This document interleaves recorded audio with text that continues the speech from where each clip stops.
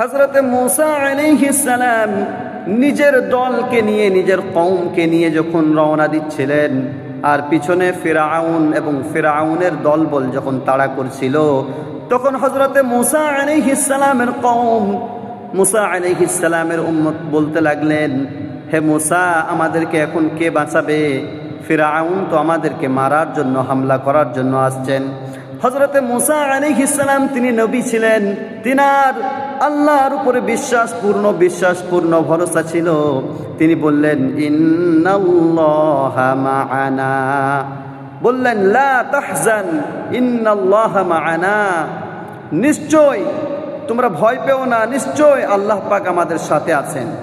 ঠিক অনুরূপভাবে আমি আপনি যদি আল্লাহকে ভয় করতাম, আল্লাহর উপরে যদি ভরসা রাখতাম, তো পৃথিবীর কোনো শক্তি নাই যে আপনাকে আমাকে হামলা করবে, আপনাকে আমাকে ভয় দেখাবে, ক্ষতিগ্রস্ত করবে। রাখে আল্লাহ, মারে কে? আর আল্লাহ যদি মারে তো রাখে কে? এই জন্য ভাই ইমান তৈরি করি ইনশাআল্লাহ।